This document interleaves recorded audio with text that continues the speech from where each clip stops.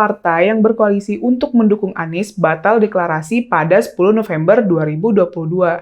Rocky Gerung menyebut mereka dungu. Nasdem memang mencuri start karena tak ingin Anies direbut oleh partai lain. Masalahnya, Nasdem kemudian terlalu over percaya diri dan ingin jadi leader.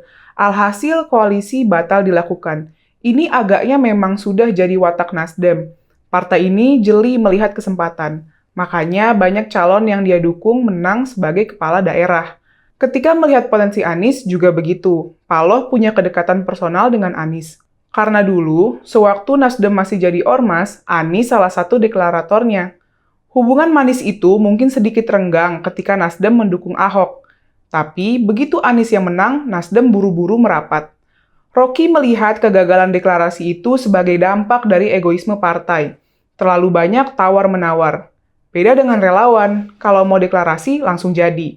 Tapi kalau partai pasti ada transaksi lebih dulu.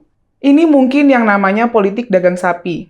Kemarahan Rocky itu terkait dengan gugatan Presidential Threshold atau PT atau ambang batas pencapresan sebesar 20% yang pernah diperjuangkan. Sayangnya partai-partai tidak mendukungnya. Akhirnya Anies kesulitan nyapres seperti sekarang.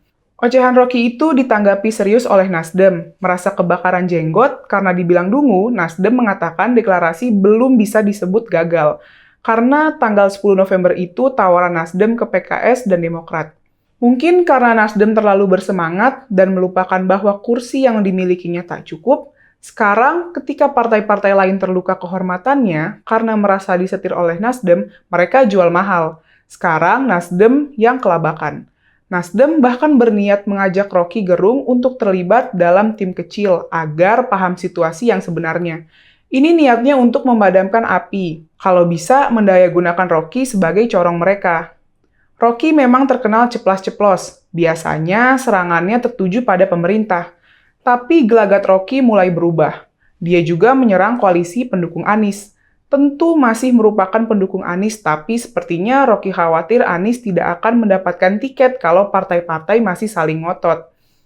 Nasdem memang sudah mulai tampak kehilangan semangat. Paloh sendiri sudah menyampaikan pesimisme, khawatir jika Anies tidak akan mendapatkan dukungan. Apalagi sekarang Gerindra dan PKB sudah main mata dengan PKS. Di sisi lain, bagi Demokrat, AHY adalah harga mati. Mereka sekarang ini dalam posisi saling kunci, hanya kardus yang mampu melepaskan kuncian itu. Ada selentingan kabar, partai yang disuruh mengalah sudah pasang harga 2 triliun. Jika partai yang dimaksud itu adalah PKS, tentu Demokrat yang harus nombok. Karena Nasdem sudah pasang Anies.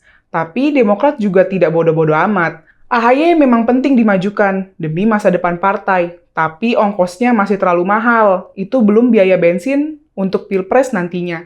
Jumlahnya bisa membengkak dan menguras tabungan Cikeas. Makanya, Demokrat juga menginjak kopling, gasnya digeber-geber biar terlihat bersemangat. Tapi kendaraan mereka tidak maju-maju, karena PKS juga tak punya pilihan. Kecuali gengnya Prabowo, berani pasang harga tinggi. Jika itu terjadi, ya bye-bye Nasdem dan Demokrat. Tampaknya Rocky paham kondisi sulit itu. Ia mengatakan partai pengusung Anies dungu itu bukan tanpa alasan. Itu adalah tumpukan kekesalan terhadap orang-orang yang tidak punya visi ke depan. Makanya, ketika Rocky berjuang sendirian untuk menghapus PT 20%, partai-partai itu hanya menontonnya. Memang, umpatan Rocky bisa berubah jika dia mau hadir dalam pertemuan partai-partai pendukung Anies di Bali. Apalagi jika ada kardus yang cukup besar. Gampang membalik omongan. Posisi Anies memang berada di tebing yang curam. Dia sudah terlanjur mengkhianati Prabowo dan memutuskan nyapres. Padahal dulu dia berjanji tidak akan melawan Prabowo dalam Pilpres 2024. Tapi ucapan Anies memang tidak bisa dipegang. Dia terbiasa untuk berpolitik bunglon. Sekarang Anies kena batunya, maju kena, mundur kena. Sudah terlanjur basah nyapres, deklarasi dukungan partai malah saling kunci. Bandar masih nahan diri, kardus masih disimpan rapi. Kalau sampai gagal dan gak jadi nyapres, apes banget tokoh yang dijuluki netizen sebagai bapak politik identitas ini.